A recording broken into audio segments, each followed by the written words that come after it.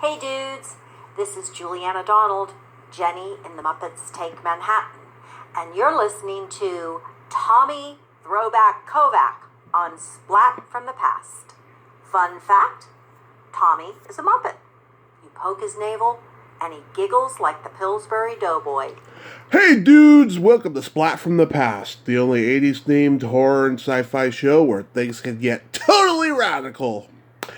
Now today, I will be welcoming Lee Armstrong. Lee was a puppeteer for Jim Henson for many years. She worked on Fraggle Rock, Sesame Street Presents Follow That Bird, and a lot of other stuff. She's also a classically trained actress, and she has a company for puppetry called Images in Motion. And we're going to have her on the show today to talk about all that stuff, and I am so excited. I get to talk about, the Henson legacy. I had Cheryl Wagner on before this summer to talk about it. Now I get Lee. It's going to be great. Also, rest in peace, Alex Trebek. It's really sad that we lost him. He got his final Jeopardy, unfortunately. So, here is my interview with Lee Armstrong. Hello, Tommy. Hey, Lee, welcome to the show. How are you today? Doing great. Just sending off an email to Chicago, but I will press send and delighted to be talking to you. Yes, this is such a great honor. Thank you for taking the time today. Oh, no. Puppetry is such a silly business that we really go, oh, it's wonderful that somebody's interested in what we do. Yeah. So going back in time, was acting always your trajectory, and puppetry was something you did on the side? No, I did my first year of music. I'm from Nova Scotia, so I Right. did a year of music in university, and I just really realized I didn't want to spend 6 hours or more a day in a practice room. So I went out to a camp in BC where I worked for the summer, and they had a lot of arts, and arts were always important in our family. Although we lived really in a small little village in Nova Scotia with not much going on. But my mom always encouraged, if there was a musical or a play or something going on, and we all had piano lessons and everything. So when I went out to the camp in BC, I was about 19, and they had all these art activities, and I just loved photography. I was in the dark room there all the time that I wasn't working, and I realized that I really wanted a job in the arts. So this is sort of the story of how I consider myself Lucky Lee. I came back and I decided I wasn't going to go back to university that year. And so I went into Canada Manpower, and I said that I would like a job in the arts. And the lady at the desk goes, oh, no, we have no jobs in the arts. Would you like to apply for waitress, secretary, or clerk? And I went, no, I really want a job in the arts, like photography or theater or arts and crafts. And she went, oh, we have none. Waitress, secretary, or clerk. And I said, well, do you have a file for the arts? She said, no. And I said, could you make one? And she said, I could, but it would do you no good. So I said, well, please. And so I filled out the application. She wrote the arts on a folder, and with a heavy sigh, she put my application in. And the very next day, they got a call from Mermaid Theatre of Nova Scotia, which is a puppet theatre. And I was the only person in the arts folder. I auditioned, and the next week I was out doing puppet shows in Cape Breton. And I just loved bringing things to life. I went, this is magic. So I do a lot of teaching in the schools, and I always tell kids to think about what they really want to do and then to ask for it. Don't, ask around how, this is what I want to do. So anyhow, I just lucked into puppetry. And I just think it's a wonderful thing to do. It's creating, it's magic. You can do so many different aspects. In acting, I got a Canada Council grant, and I studied acting down in New York. But you're only an actor. Yeah. Whereas with puppetry, you can make the puppet. Very often, puppeteers, you build, you write scripts, you perform. If you do what we do, which is television puppetry, you usually know how to do camera or editing. You can take it from start to finish. And I just like the variety and versatility of puppetry. Wow, that's amazing. Yeah, secretaries like that, they still exist today, Oh yeah, and puppetry, we always call it the poor stepchild of the arts. Puppetry is something that Jim, he's famous for saying the line, well, nobody really chooses to be a puppeteer. Yeah. It happens. With Jim, he answered an ad. He wanted to be in television production. He answered an ad for a puppeteer, and then he went down to the library, got some books out on how to puppeteer, and learned it, and then auditioned, and that's how he started. He really didn't imagine himself as a puppeteer. He saw himself as a TV film person, and puppetry was his vehicle. Right. And puppetry usually, you don't. It's a hard way to make a living. I have always felt fortunate that, that I've been able to do it. Yeah, that's a gift that God gave you. So backtracking a little bit, you studied acting at HB Studios in New York. Yes, I've always tried to. I studied. I actually did. I studied at Ottawa. Well, let's see. After Mermaid Theater, I did a tour with them, and I went, well, where can I learn how to do? Where can I learn more about puppetry? And there was a person at Mermaid Theater, Tim Miller, who was who'd come up to Canada as a conscientious objector, and he was building puppets for Mermaid and helping to produce the shows. And he recommended that I go to a Puppeteers of America festival, shortly called P of A, and you can find them at puppeteers.org. And they have these incredible festivals that are usually a week long and all sorts of workshops. And I went to a workshop, I went to a puppet festival, and I looked around and I went, oh my gosh, there are 1,000 people here, all taking workshops and seeing shows. And I went, well, they can do, some people are earning a living doing this. This is what I want to do. So I met at the Puppet Festival, I met a German puppeteer called Felix Mertz. And he said, oh, you must come to Ottawa University. I'm teaching there. So I went to Ottawa and I enrolled in their theater course. And I did independent study with him. I was his only puppeteer. And he was a marvelous German puppeteer that did serious theater with puppets. So from there, I went to Toronto and I worked with, I studied with Nikki Tilrow, who I'd also met at the Puppet Festival. So it's a great way to connect with people. And I've always taken classes, so dance classes, mime classes.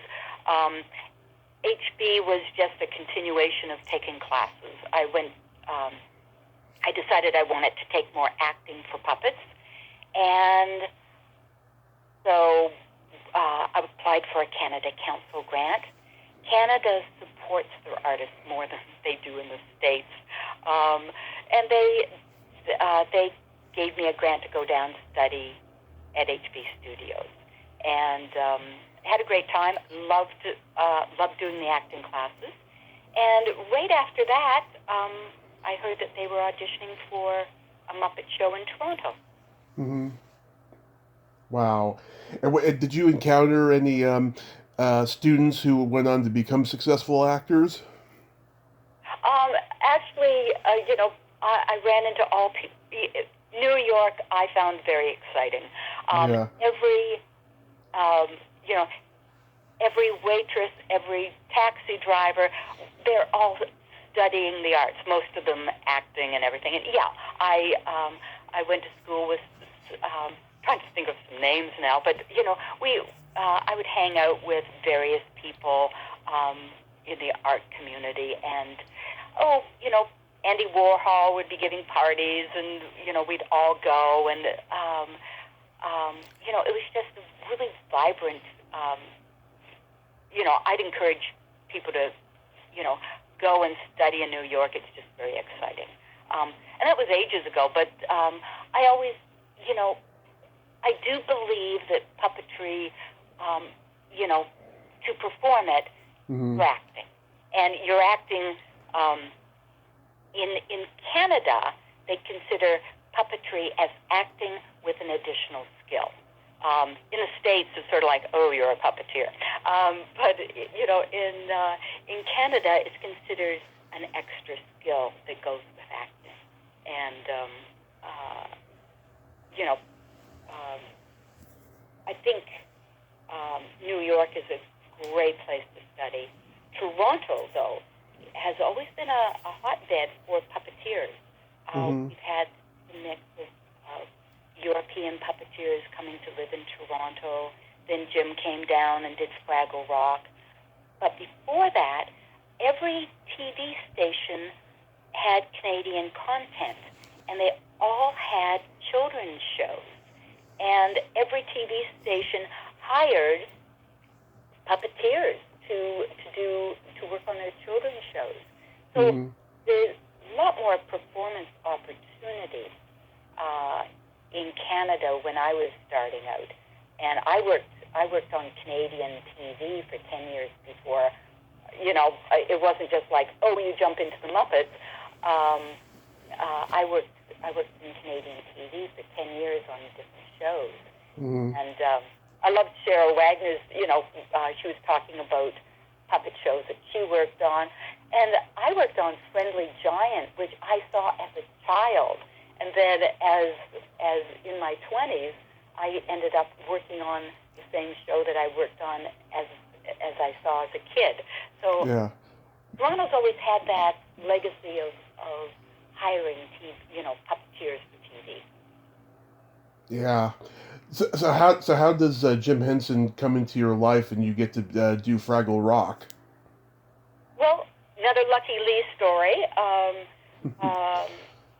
I came back to Toronto, and I and about probably 300 other people, every actor and puppeteer from across Canada, as well as some people who never had, they had an open call, and we all arrived, and slowly they whittled down to a small group. I think probably maybe 30 puppeteers, and from the 300.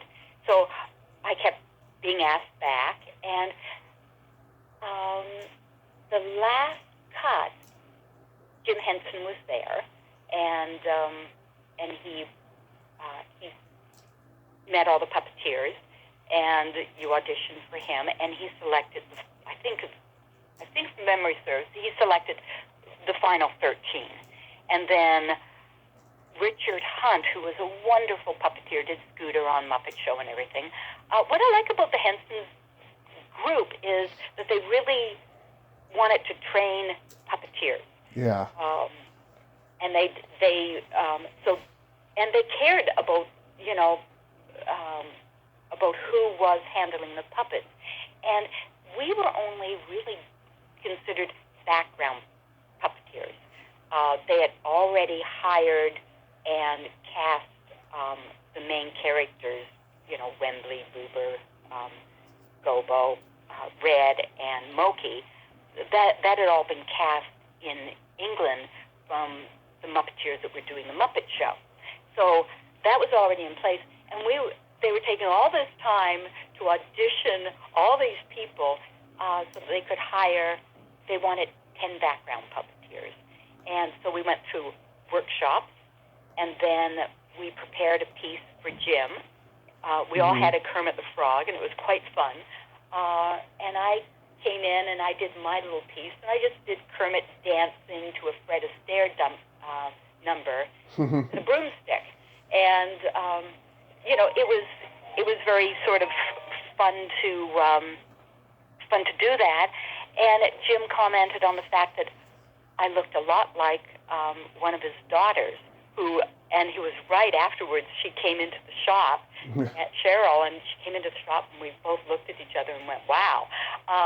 So anyhow, I think the fact that I looked a little like his daughter, and I loved puppetry, and I'd done a lot of TV stuff, and we were all of a similar age. We were all in our late 20s, early 30s. And so I think it was really hard to select, 10 people from 300. But I feel very, very lucky that I did that, because it was just Jim sort of set the tone for a wonderful company where people shared all of this knowledge about. He would hire the best people, and he'd let them do their job, and so he had the best builders. And if you weren't working, you were welcome to come into the building shop, and you could glue on feathers, you could help with things, but in exchange, they would share what they were doing. They would go, "Oh, this is the pattern I used to build Wembley, and this is why the face is shaped this way, and this is the gasket rubber that we use for the interior of the moat, and this is the Muppet fleece, and this is how we dye the Muppet fleece, and this is how we stitch it up." So here you were, being paid well, working with great people, and you were also learning. And I think it's a very valuable. What he did was very valuable, because he trained up hundreds of performers, builders, production people that knew how to work with puppets. And that is part of his legacy. Yes, it is. I have to agree. Yeah. So you were the voice of Fiona Fraggle. Can you still do the voice? Oh, it was just a little, it was sort of like a little Marilyn Monroe sort of. Yeah. It was just sort of a soft-spoken voice, and I did. I liked the little baby Fraggles. I thought they were fun. So I usually, when we were asked to we would do all the background songs, and we would assist other puppeteers and such. But usually I would pick up one of the babies and do a baby Fraggle, and because I thought those were fun. And we just had a great time on Fraggle Rock. Everybody was nice. One of my favorite Jim stories is just how interested he was in everybody on the team. And he would come in, and he had an assistant who came with him. Mm-hmm. And the assistant would help him with names. He'd go, "Oh, this is," the assistant would say, "Oh, this person, they just had a baby. Oh, good to see you. I hear you just had a baby.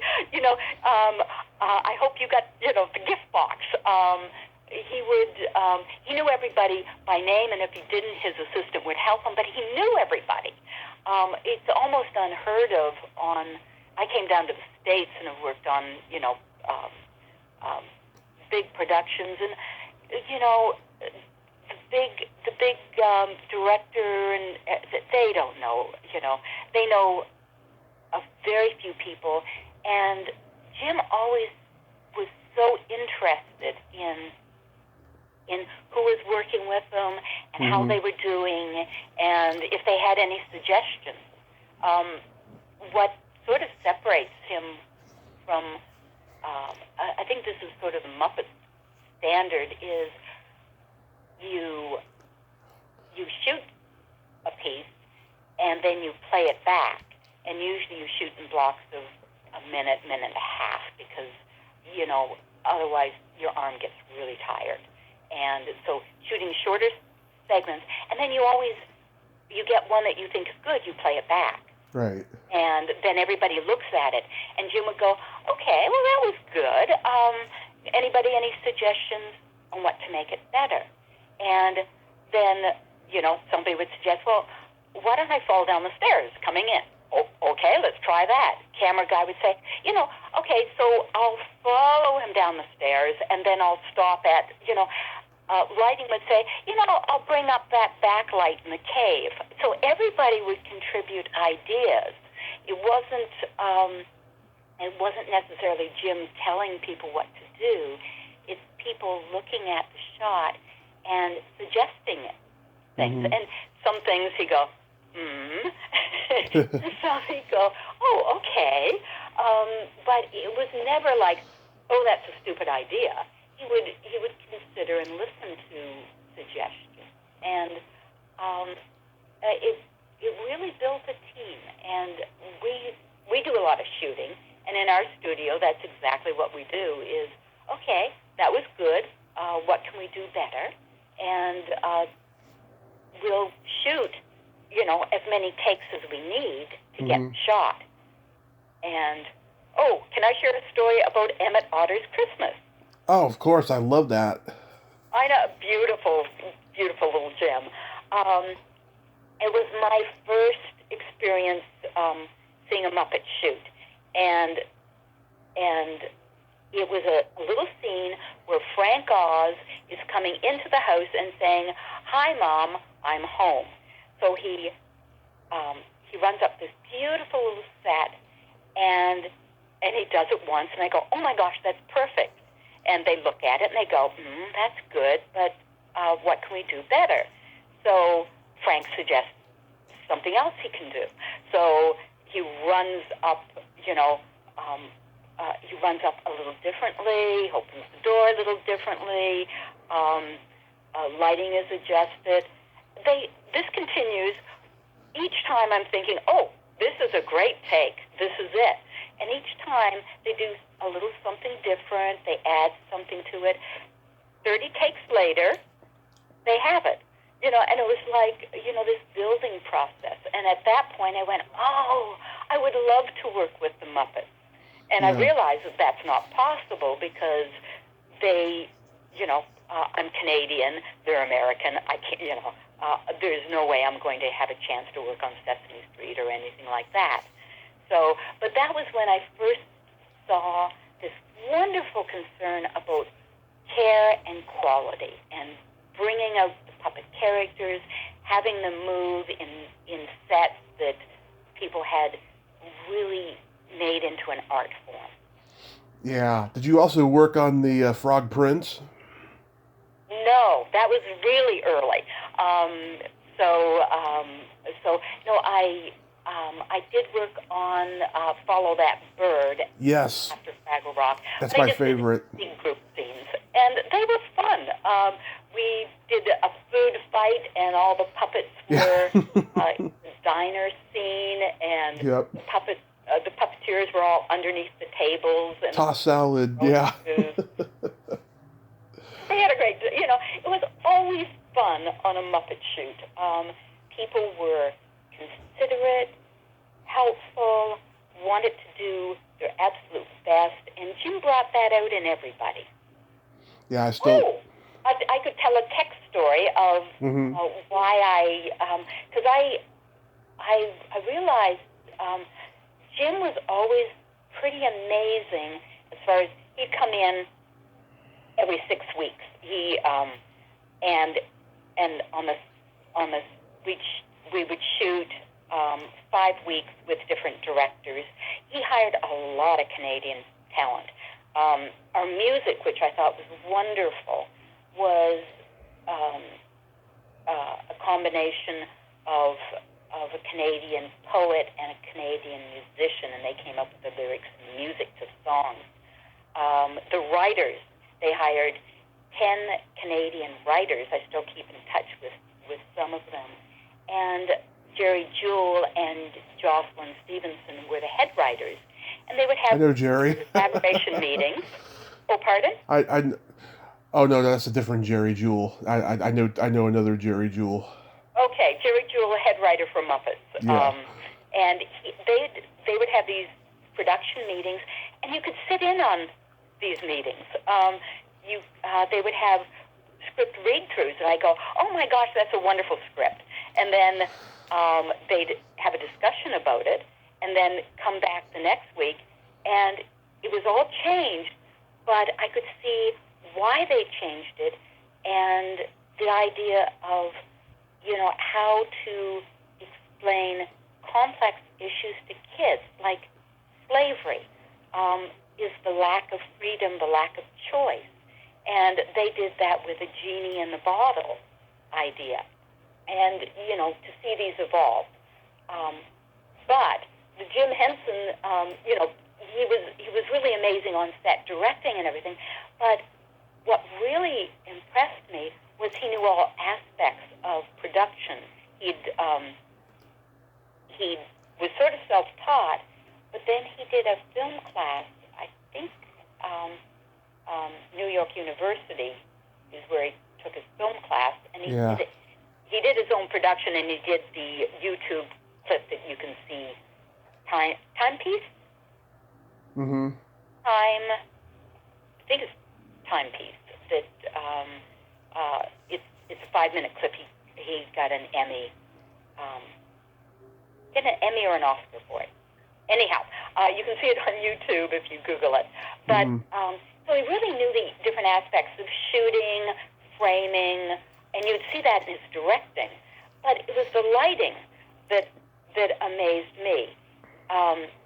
He wanted a certain look on a set, and I heard him talking to the lighting people, because I hung around with the tech people a lot, and he was telling the lighting director a certain look that he wanted for the next scene. And he left, and it was lunch break. Mm-hmm. And the lighting director sort of looked at his team and said, well, okay, guys, we're going to work through lunch. And they looked at the lights, and they went, it looks fine to me. So they left. Jim came back after lunch and asked to see the lighting. And the tech guys said, well, they put it up, and he said, we couldn't do what you wanted done. And Jim said, well, sure you can. Just move that 4K over there and a couple of Lecos here, and and the guys hung their heads and went, okay, he knows what he's talking about. And they went to work. They did the lighting that he requested. But it was that control of knowing what you want and knowing how it can be accomplished, which a lot of people, they don't have that training, and they don't know how to achieve things, and therefore they don't get what they want. They have to trust in others, and others might not be as careful or as concerned as they are. So after that just made me think, well, what do I want to learn next? And I thought, I'd like to learn video production so that I know editing, so I know what cuts together, and I know camera work and framing, and I want to know how to put together budgets and what things cost, so that I know how much bang you can get for your buck with equipment and things like that. So he really inspired me to go ahead and do that. Oh, that's wonderful. I'm sure when he passed, it hit you hard. I just really thought he was an amazing person. Yeah. And that's sort of why I teach at UC Santa Cruz, and this is another lucky story. Mm-hmm. I have a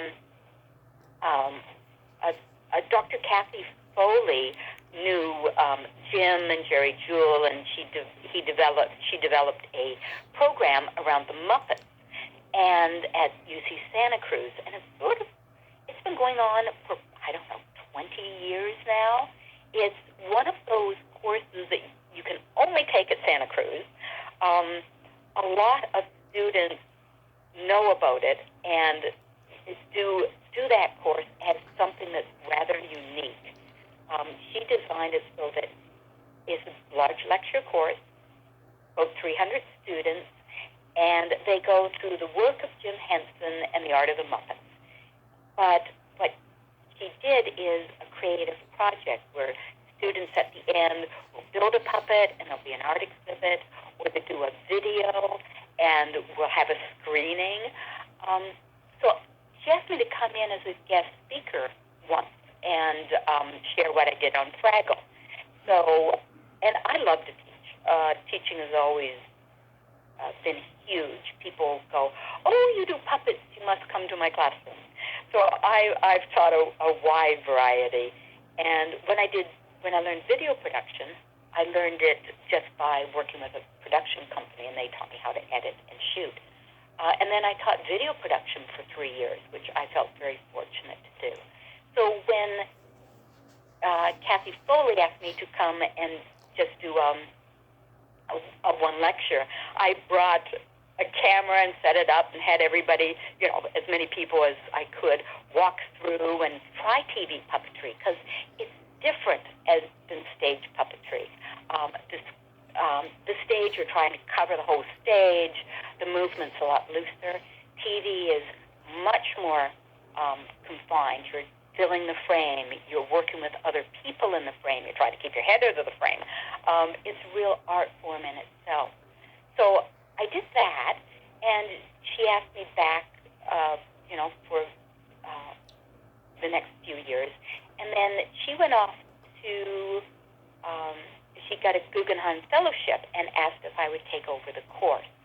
And since then, I've been teaching, so this will probably be, I think, my 5th year. Mm-hmm. And I love teaching the course on Jim Henson.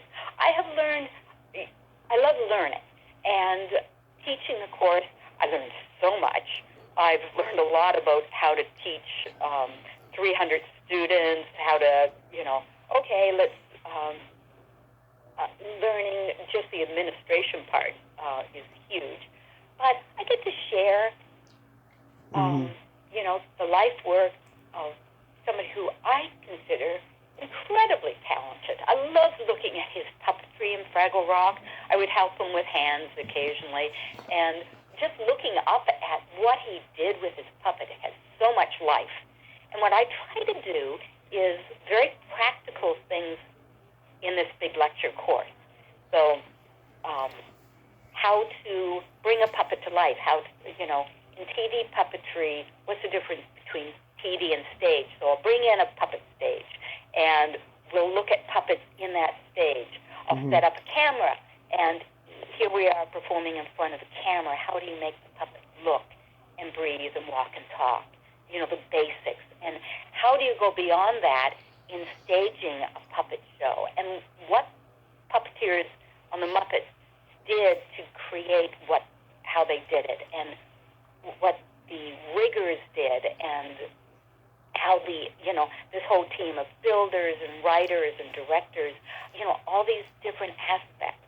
And then we watch a lot of Muppet stuff, but also the relationship of Muppets to Muppets didn't spring out of nowhere. Mm-hmm. I've been doing puppets with movable mouths for a long time. There's a crocodile on Punch and Judy with a movable mouth. Bert Tillstrom had a show, Kukla, Fran, and Ollie was the mouth puppet.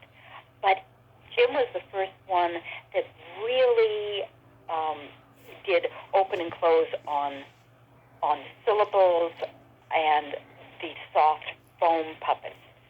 But we take a look at Bert Tillstrom and Kukla, Fran, and Ollie, and what he did, and that was a show that Jim watched and learned from, and you'll see aspects of that in Jim's performances. Bill Baird, who was very successful New York puppeteer, but he worked in hard puppets for the most part. He worked in marionettes with movable mouths. very successfully. And he was Jim took the puppet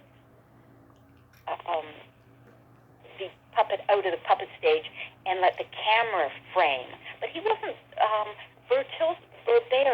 Bill Baird was doing the same thing with some of his marionettes. Yeah. And staging them without a puppet stage.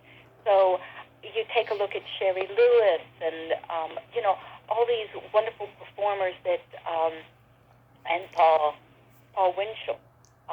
So there's this progression and of various puppeteers. And so we take a look at that. We take a look at a European puppetry and Asian puppetry. So really, I hope people leave the course. I've had some people that have said, "Oh, I want to be, I want to be a puppeteer," that come out of the course. But for most, I hope that they learn enough so that when they have a youth group or their parents, they can do some puppets with their kids. They can get together if they're doing a 4-H group or a Boy Scout or a Girl Guide group. They can do a puppet segment and pass on the fun that is puppetry. Yeah. So what brought you to the Bay Area? The weather. It's not that great. I went to a puppet festival in San Luis Obispo. Yeah. And I went out in the night sky, and I looked at all the stars up there after a puppet show, and I said, I would like to live in California. And I said, as God is my witness, I'll never be cold again. So I didn't see much hope in living in California, but another lucky story. I met a boyfriend who was an artist in New York, and when I got the job in Toronto, he came to Toronto and he went, "Oh, this is way too cold. I cannot stay here." And the shooting schedule for Fraggle was 6 weeks on and 6 weeks off, and we were paid really well. And we, so 6 weeks I'd live in Toronto, and then he moved to Sausalito, which is a beautiful, beautiful town just on the other side of the Golden Gate Bridge in San Francisco, on the other side of San Francisco. So I would live in Sausalito, and I just kept loving it.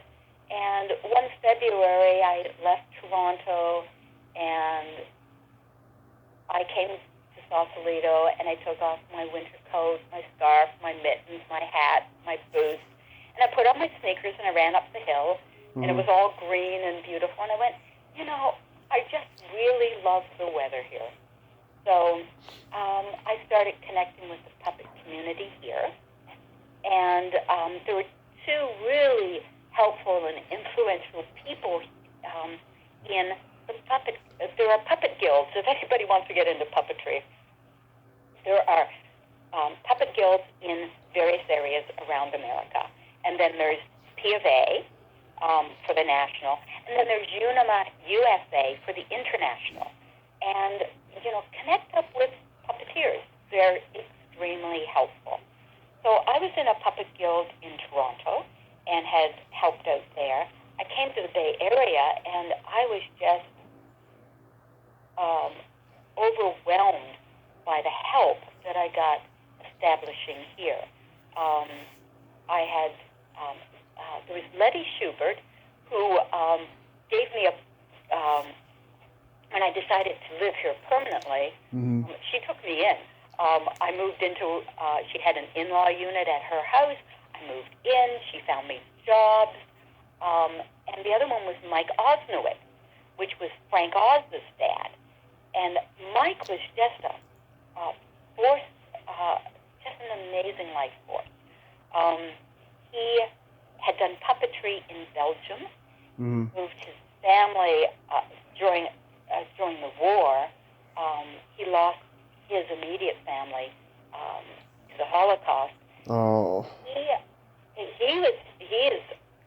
was the most lucky person in the world that I know of, from being able to bring his family over. His dream was to come to California, and he eventually made it to California, established himself in Oakland, which is just across the bay from San Francisco. Yep. And he earned his money as doing windows, doing window design. But his love was puppetry, and he mainly did marionettes. And he would pile his 3 kids in the station wagon with his wife, who was a fashion designer, and they would take these puppet shows to Yosemite in the summer and perform at the park, and he would just perform all over the place. Frank Oz was Frank Osnowitz, and as a high school student, he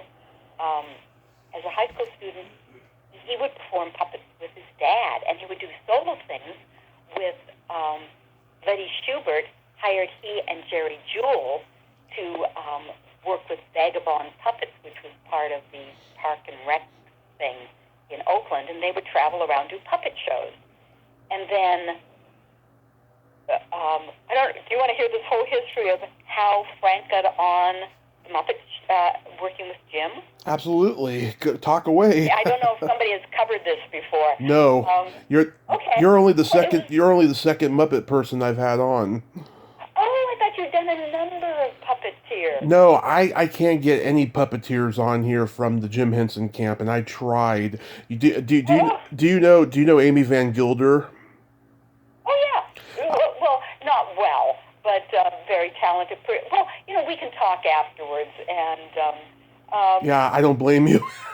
Okay, go ahead. But there's actually a lot of people here in the Bay Area who are would be interesting to talk about.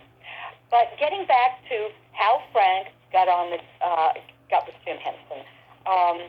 So Jim had gone to a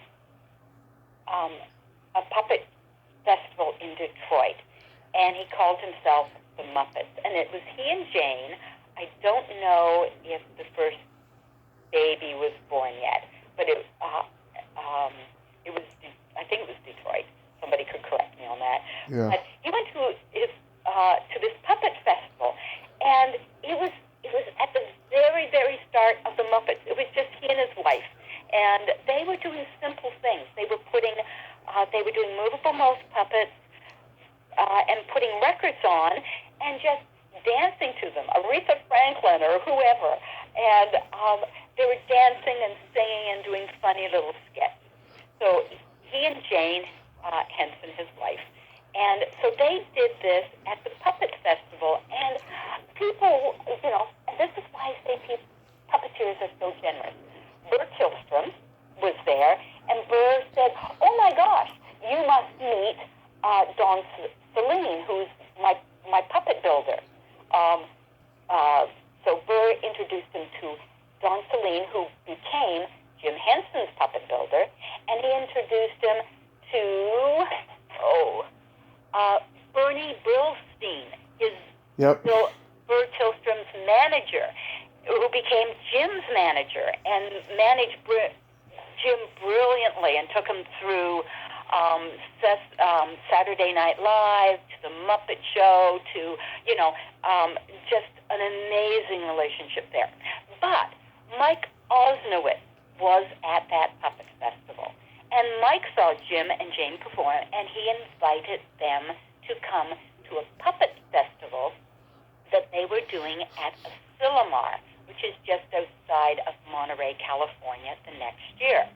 So Jim loved to drive. He was a car person, and he got in his car, and I don't know if Jane came with him, but he came out to Asilomar in California, and Mike was doing the programming there. Mm-hmm. And Frank and Jerry Jewell did a couple of variety pieces.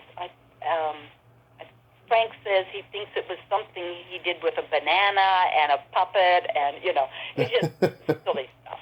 Anyhow, Jim saw Jerry and Frank perform, and he really liked them. And Frank was like 17 at the time, I think. He was in grade 11, and Jim offered both of them a job in New York City. They would be his first employees, or maybe Don Celine had joined up with them. But anyhow, they would be because Jane was starting to raise the family, and he needed a second puppeteer. So Frank was interested in going, but Mike said, no, you've got to finish high school first. So, I'm on a podcast. Oh, you can swear all you want. Pamela, my partner, just walked in. I've got some triple X rated podcasts, so don't worry. Okay. So let's see. So Mike said that Frank had to finish high school first. Jerry moved out to New York City to become Jim's second puppeteer. Then the following year, Frank came out, and Jim started doing more writing. And as Frank took over more of the puppetry, Jerry goes, Frank's a better puppeteer. I think I'll stick to the writing. But Jerry at the start was doing both things. He was puppeteering and doing some of the writing.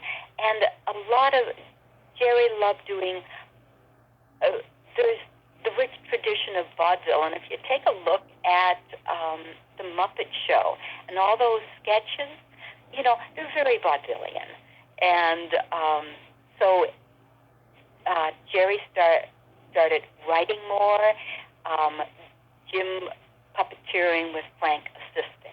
And then gradually, Frank was very shy, and but gradually Frank started doing voices for puppets. And they started becoming very successful.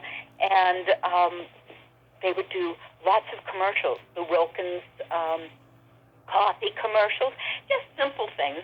And you see this repetition where, you have, a funny most puppet or two doing a little dialogue, and then something blows up. And Jim always loved to have things blow up, because something didn't blow up. And this is your comedic tradition of pratfalls and what is funny. Funny is, laughing at the unlikely. And so this whole style developed with Jim and Frank and that relationship. I think the strength of the Muppets is they have character. They're not just talking heads. They have, if you take a look at Miss Piggy, she has such strong likes and dislikes. And when Frank picked up that puppet, it was just a background pig. And then he took a little notebook and he wrote pages of where Miss Piggy had come from and the hard life she'd had growing up, and and that's all part of. And actors do that. You create that character. You have that backstory to fall on, and that's sort of why I studied acting. Is to think about the backstory of. I've got a fish sitting on my desk right now. What's his backstory? What's his life? And I think that's where your puppets really come to life. I agree. So we were talking, I was telling you, I born and raised in the Bay Area, and I moved here to Reading. So this is where the podcast gets dark with my journey of how I got here. Yeah. So born and raised in the Bay Area. After high school, I did stand-up comedy in the open mic scene in San Francisco, and I didn't know how to pursue it. No one mentored me. No one believed in me, and I was working all these dead-end jobs, and my mom's ex-boyfriend came back into her life and lived with us, and he took everything from us. We were broke by October of 2013, and so we spent the next 4 years living in our car, living in flop houses, or crashing on people's couches in the Bay Area, yes. And then on January 21st, 2015, I got hit by a car and spent 30 days in a coma. And when I tell people this story, they look and react like I'm a crazy person, like they didn't think anything like that could ever happen, possible, but it can. Yeah. Oh, it can. Yes. I Yeah. spent I spent 6 months in the hospital and got out, and I was back on stage in 2 months, and then I quit doing comedy because I just got tired of the politically correct culture of San Francisco, and Christmas time 2016, my mom took me up here to Reading. We'd been here a dozen times over the years because my godparents lived up here. And Yeah. she told me, she says, I got us an apartment up here. I'm going to be moving in a few weeks. And I couldn't move in right away. I had to wait a few months because I was under a quote unquote contract at the place I was staying at the Yeah. time. So I moved up here April 15th and I started my podcast May 15th. It was always a part of the plan. I wanted to do it sooner, but I had no privacy in the place I was staying at, after my accident recovery. Yeah. And I've interviewed 1,053 people in just 3 years, and I'm just Wow. blessed. I am so blessed. And when I go to Los Angeles, I get together with a lot of my guests, and we have dinner, and we talk privately on the phone. I'm lucky. You call yourself lucky? I'm lucky. You're lucky, Tom. Yeah, You make you a sign. Oh, that's an amazing journey, and yeah, I loved what Cheryl Wagner and your other. You yeah, never know what good is going to happen, and it's life is hard, but good things happen, and you just have to trust that things will get better. Um, I love the film Marigold Hotel, because if things are bad, um, things will be good in the end. And if they're bad, that ain't the end. It will get better. So that's an yes. amazing story. And the fact that you've done so many podcasts and interviews. Well, yeah, well, when you live in the countryside, you really don't have anything to do. There's no show business up here. I was just bored from the moment I got here. I tried to get involved in local theater because I did theater in the Bay Area, and they're just not very nice or friendly out here unless you're, a conservative who wants to make the town a better place. And quite frankly, I don't because they display no hope here. They're just very, reserved, and they're not very friendly over here. Yeah. And, well, you will eventually find your tribe. It's sometimes Hmm. harder. I feel so fortunate that I've got a small group. It really helps. Um, I feel very fortunate to to be gather a group of like-minded people, and puppetry is hard, and I've got wonderful business partners. Um, we struggle along, but we have each other for support, and hopefully, Yeah. yeah, hopefully you will find a tribe of like-minded people, because it's really helpful. Well, I'd like to, leave here once, the pandemic gets under control. That's always been the goal to go to Los Angeles, and hopefully, I'll get to do that and stuff. Right, and that your interviewing career will continue and thrive and grow, and yes. Absolutely. So tell me about the being John Malkovich experience. Oh, sure. Yeah. I should probably start with my business partner, Kamala Portuguese, because all of that sort of stems from her work. And it has the ongoing theme of you never know where jobs come from, but they are all interrelated, Yep. especially in show business, to who you know. And so stick with it. Yeah. Something good happens from each one of your connections if you do a good job. So starts off with Letty Schubert decided to do a puppet festival in Santa Rosa, which is a little north of San Francisco. And at that, and she asked me if I would do a workshop on TV puppetry. I said, sure. And a carload of students from Humboldt State drove down. It's about a 5-hour drive. They drove down to take this workshop. And in this workshop was a young lady who was 19 and doing her master's in theater with an interest in puppetry. And this was Kamala. And Kamala said she'd never met anybody who earned a living doing puppetry. And she sent me a letter after the workshop, and I'm horrible at mail. I never mail anything back. It's been sitting on my desk for months. I must return this, or I must reply. Yeah. I'm just dreadful. I replied to her. Out of all these letters that I've never sent, I did send her a reply back and said, "Oh, it was delightful meeting you. We must keep in touch."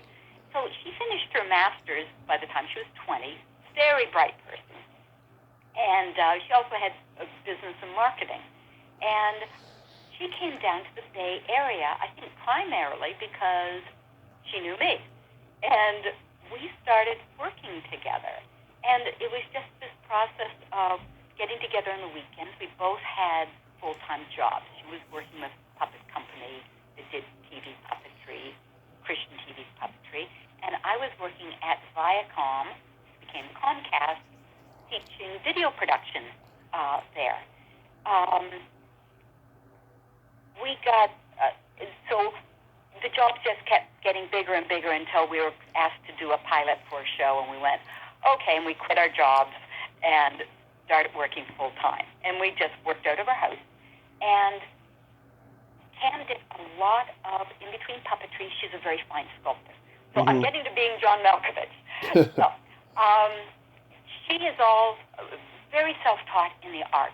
So sculpting, she just learned. And so she was sculpting toy product for Gloob Toys. And from Gloob Toys, one of the sculptors there asked her if she'd be interested in sculpting on James and the Giant Peach. So she worked on James and the Giant Peach, sculpting characters for that. And also she was sculpting Spice Girl dolls. So the Spice Girl dolls she did, and they were looking for somebody to build the marionettes for being John Malkovich, but they were looking for realistic looking faces. They did not want, most puppeteers were doing sort of Las Vegas style big caricatured faces. And Mike Osnowitz was asked if he could recommend some puppeteers, and he recommended Kamala. So Kamala showed her pieces, and she has this wide range of celebrity dolls that she had done, including the Spice Girl dolls. They also had a really tight timeline, and they had a low budget on being John Malkovich. And they asked if we could do this in this timeline with this budget with realistic-looking faces. And we were very naive at the time, and we said, sure. So anyhow, we worked on that project. We read the script, and the script was just wonderful. Kaufman is one of my favorite writers, and we read the script, and we went, this would be a fabulous project. So they wanted, they sent down photos of John Cusack and John Malkovich and Catherine Keener and Cameron Diaz. Yeah. And Kamala sculpted the faces. We brought in other puppeteers. We actually had a whole group of people sculpting toy products for Leapfrog Toys. So we had 7 or 8 people here sculpting, and the team just moved into building these marionettes. And we worked day and night for about 5 weeks to build. We did probably about 10 marionettes. Lumen Code from British Columbia, he came down and helped with the stringing and rigging of the marionettes. We built a giant Emily Dickinson that was 8 feet tall with a radio control mouse. So needless to say, we worked day and night, got no sleep. But we were young. It was sort of like, okay, this is what you do. And so we just worked around the clock for about 5 weeks. And then Cam had it down, and she did some of the marionetting. And she also worked a little bit with John Cusack and John Malkovich. And John Malkovich was just wonderful. He was, so interested in how the puppets were made and how they were used. And Cam went to his house, and he was, making tuna sandwiches for the kids. And then he sat down with Kamala, and, he really wanted to learn to look like a marionettist. And, the puppetry, was just really neat. And I went down later and helped with the Emily Dickinson and a few other things. And I did the project management for it. I usually do budgets and schedules and office, paychecks and everything, because I know more about QuickBooks now than any puppeteer should. I've always been interested in the business side. My dad ran a business in Nova Scotia. So anyhow, she usually does the art side.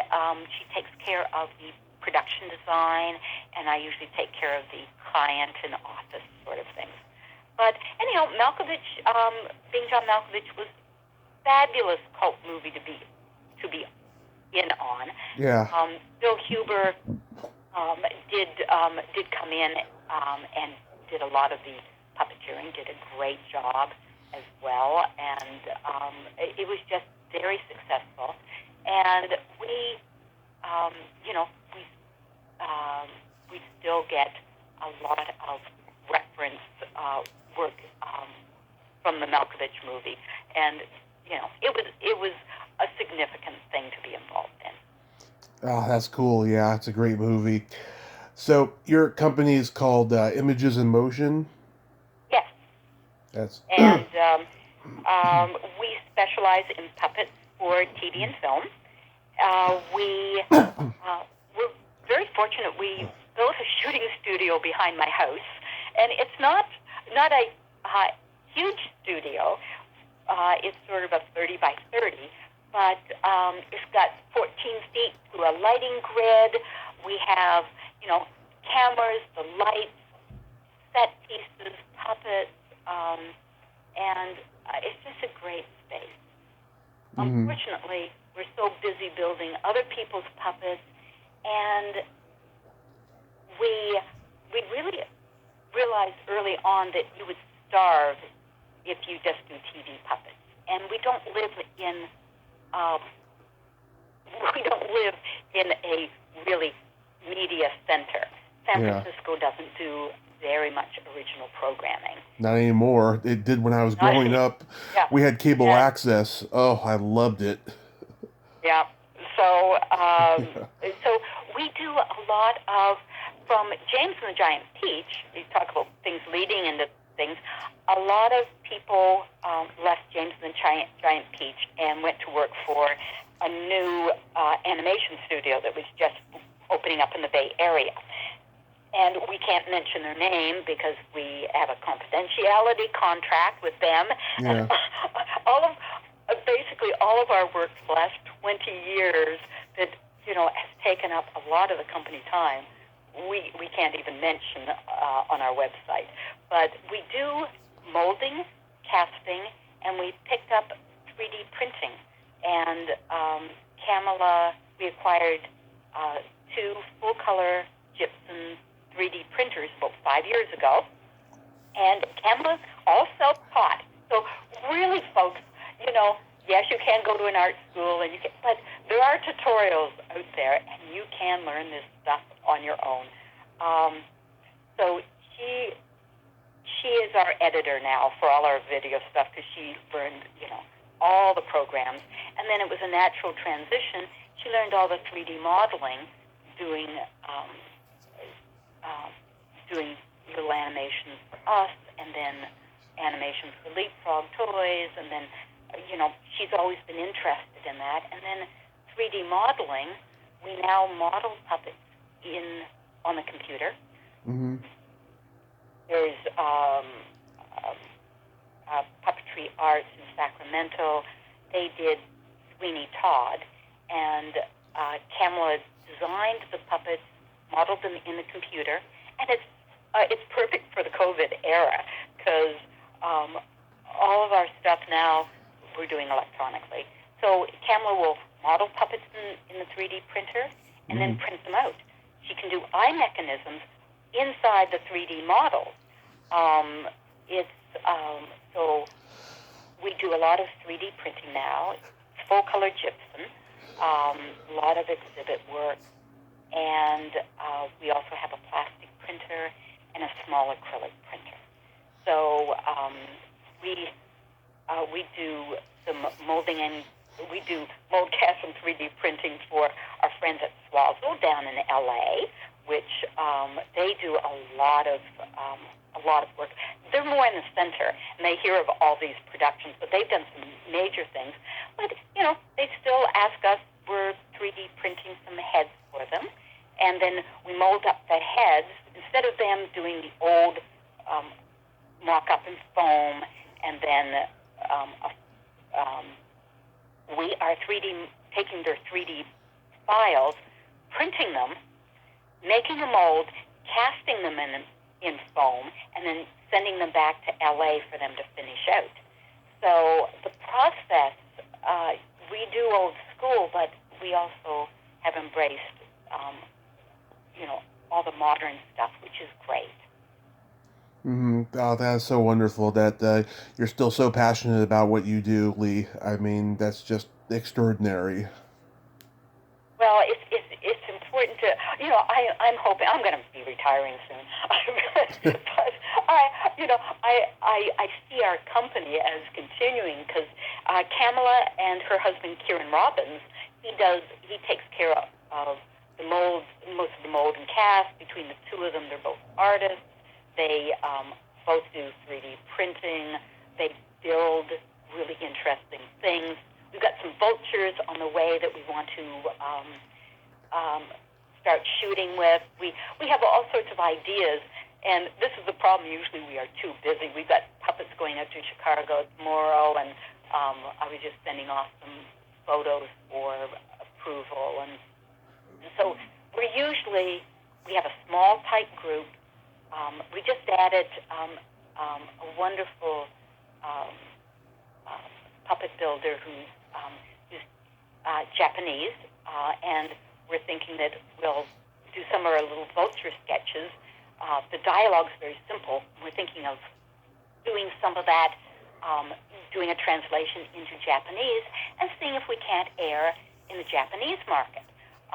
So somebody called our company very opportunistic, and we are. It's sort of like, let's try this. Or a new opportunity comes up, and we go, let's explore this. Some of it works, some of it doesn't, but we always learn a lot.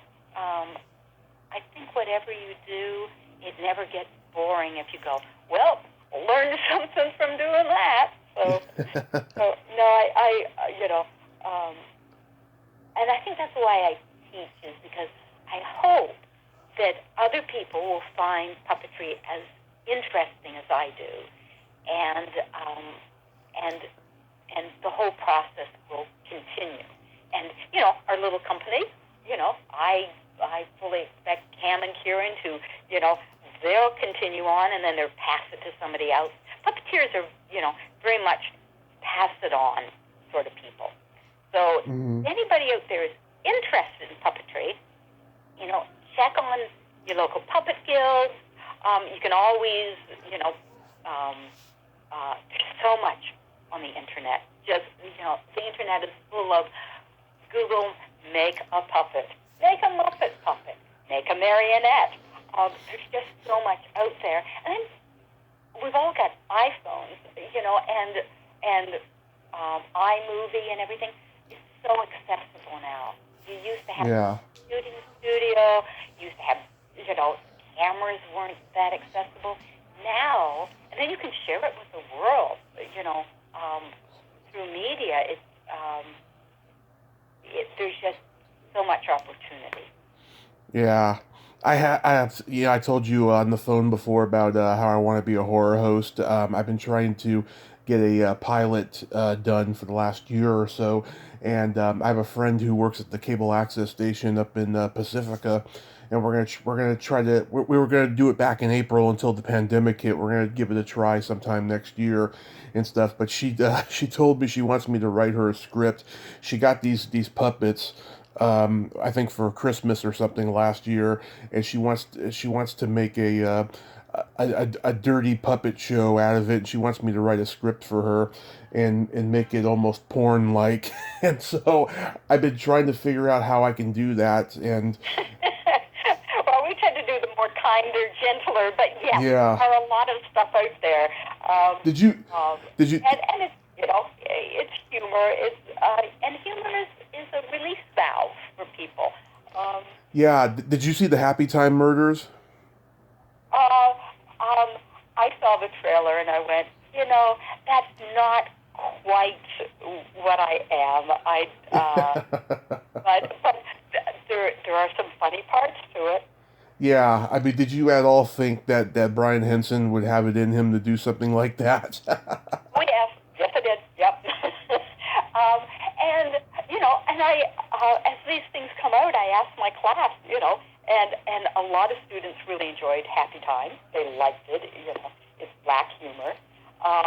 We had a discussion this last go round about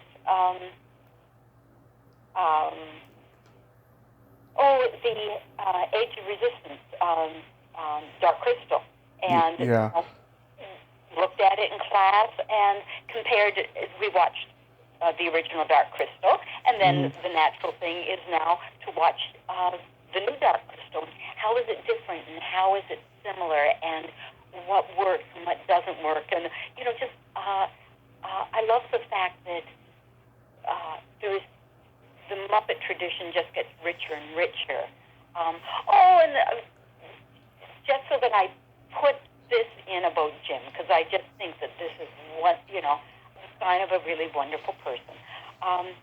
When he, later on, before he passed away, he was going to sell the company to Disney for a huge amount of money. And he debated whether to do this or not, but he really wanted to preserve the characters. He loved Disneyland. He liked the park. And he thought that, Disney does a great job of maintaining the integrity of the characters that they represent. So he was going to sell to Disney, and he was going to work there. He was just going to move his whole team over to Disney. Yeah. He was going to work with the Imaginarium team. But he had this little notebook, and in this notebook, he was writing down the names of all the people that had worked with him over the years. And besides, he'd write dollar amounts of the gift that he wanted to give them, and to share his good fortune when the sale money came in from Disney. And I've never heard of that before. Usually you might reward, your producer and your 5 major players. But he had a list of all the people that worked in the puppet shop. And people were so loyal to Jim because Jim was loyal to them. And as long as you did a good job, people stayed there for 20 years doing, the same people working at the shop because they were just treated so well. And Jim was so thoughtful. And I've never heard of any other person besides Jim that did that. Little notebook with all the people that, and it was filled with all these names. And I went to, there's still get-togethers for Jim. It's called the Amphibian Club, and they had one in New York. And I went, I've never been to one of these. I think I will. And it was really eye-opening because I talked to people and I'd ask them what they did. And it wasn't just a collection of the key people. Actually, it was far from that. It was the person in marketing who said, "Oh, Jim was just great. I did packaging for this product, and he was so happy with it. He came over and told me." Somebody in the workshop who went, "Yes, I worked there for 20 years, and he was always, so kind and thoughtful. I've always wanted to keep in touch with the group." It's somebody that, a producer, a camera guy. The cameraman loves Jim. Everybody, there's just that little extra effort. And, I look for kindness in this world. Yeah. And I think just that little, emanating, how, I often think things like, well, how did Jim do this? Or what would Jim have done? I do the same thing with Mike Osnowitz, because he is such a life force and a huge influence on our little puppet company, because he really got us going. And I often think about, thinking about Mike Osnowitz, thinking about Jim Henson, the gifts that they gave to not just one person, but, just a lot of people. And not just a select few, but, consider it to people that other people might not pay attention to. Yeah. I personally have not liked a lot of the Muppet movies that have come out of Disney, because I just feel like without Jim there, it's just there's something missing, And when I look at his early films, like, the Muppet movie, which was, kind of his, rise from rags to riches, analogy. I see the man's, soul, his voice in that kind of work, and when I just see the Disney stuff, it's just, I don't know, it's soulless in my opinion. There was a lot of heart, and Jim, and I think a lot of that comes from the fact that Jim cared about everybody, so everybody cared about the production, because Jim was a workaholic. Yeah, it's obvious. No doubt about it. Yeah. And work was his life, and the kids said the same thing. They said, "Well, if we want to see our dad, we were on set," and that's how they spent time with their dad on set. And for him, Jim was, he was always had new ideas. Going to try this out. He had, if you've seen his notebooks, they were filled with, well, let's, here's this idea. And he drew. He did sketches, and he was very much the puppeteer. Yeah. But he's also, he was sort of a three-part, puppeteer, but also the TV, film, media, production. He had that, and then he had a triple threat. He was a fine businessman. He didn't sell his puppets. He maintained the copyright on his puppets.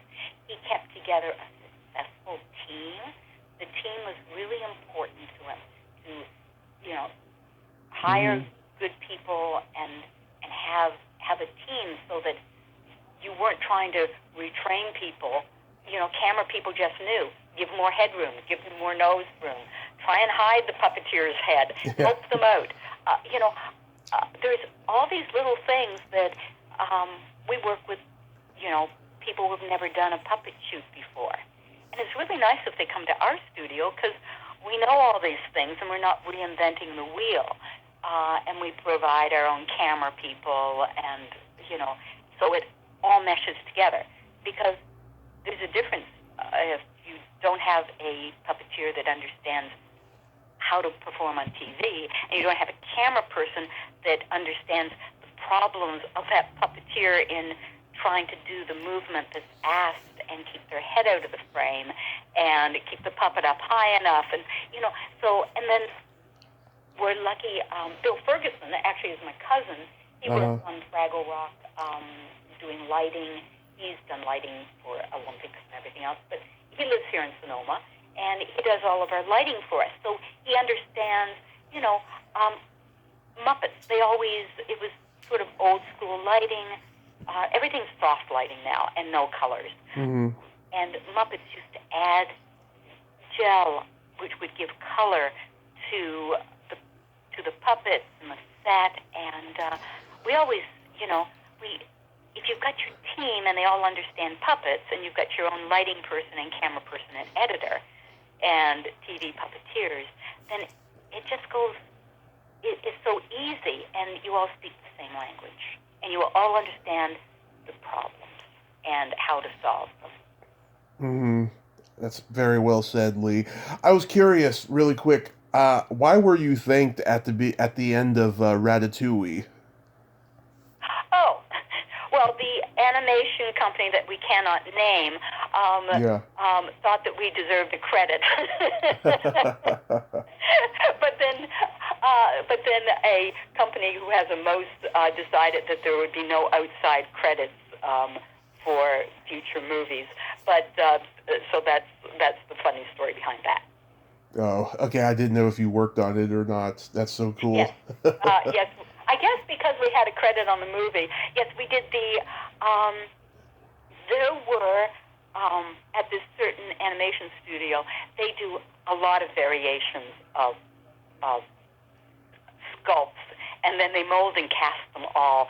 So you might see hundreds of variations of mice while they're fine tuning the details and what the characters look like. And so we did a lot of molding and casting, and which is really fun because you see all the characters through. They work far enough advanced that you see the characters usually 2 to 3 years in advance of the movie's release. So we always were big fans. Mm-hmm. Who are your favorite Muppet characters? Oh, well, I love all of Jim's, and I love all of Frank's. But Dave Goelz does wonderful characters as well. He has such precision in his puppetry. So, Jim's characters, like everybody knows he does Kermit and Swedish Chef and Ernie, and just a ton of them.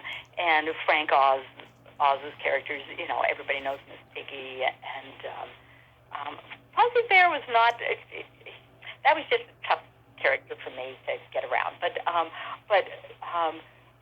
the Bert and Ernie combination of Jim and Frank was just a hoot. And then but they had such good puppeteers. All the puppetry was great. And on Fraggle, I loved all of them. I loved Boober, which was Dave Goelz's character, and Jerry Nelson. Oh my gosh, his voice was wonderful. And Wembley, just that Wemble back and forth, and Red had such energy, and Moki was such the artist, and the puppeteers were all great, and I loved watching all of them, and we would talk about like these points where you're excuse me, points where you slow down the action, you think about. Dave Goelz was always saying, think about it like a movie clip, where the puppet does something, and then the action stops, and then it starts again with something else. So there's with all these smaller segments, there's a beginning, a middle, and an end, and then it starts again with something else. So there's a flow, and there's an energy to it, and that's what puppeteers do. We sit around and talk about, Yeah. And we look at the movement, and I can look at a lot of puppet stuff, and if I know the puppeteer, I can sometimes know, even without knowing the puppet, I can know who's puppeteering them. And Camelot, I'll look at her, and her style and mine were slightly different.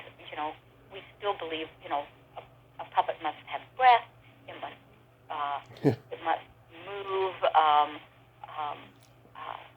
it in a way that you sort of move in a of a realistic style as you can with a puppet. But a puppet can't move realistically. It doesn't have the joints. But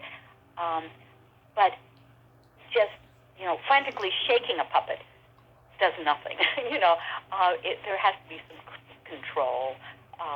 You have to have some thought to how a person would move and then translate that into a puppet. And then you can add some funny stuff, but it should be based on, there should be some thought behind what the puppet is doing. And the puppet should be thinking as it performs. What is the puppet thinking, and how would the puppet do this? It is an acting job. Yeah, I grew up loving the Christmas Toy, and I still watch it whenever it's on, and I cry during it. I just love it. It's so great. Rugby the Tiger and Mew the cat toy. It's basically Gobo and Wembley's voices. Yeah. No, it is. No, there's I love every year, showing highlights of Jim Henson's shows, because I think they're deserving of study, and they're also fun. Yes, and they will live on forever, and you're keeping the memory going, and you're a wonderful, special, fabulous lady, Lee, and I thank you so much for coming on today. Not at all. Thank you for doing this. I think this is just grand, and I will post on our Facebook and let people know, because I think what you're doing is really wonderful. Oh, thank you so much, Lee. Have fun in Chicago. Stay safe because we need you, and I will talk to you soon. Okay, sounds good. Take care. Okay, bye-bye. Well, there you have it. Lee Armstrong. Ain't she a sweetheart? Oh my God, she is just a passionate, wonderful lady, and I'm glad she's keeping Jim's memory alive, because it needs to be there. All the generations of children need to know about Jim Henson.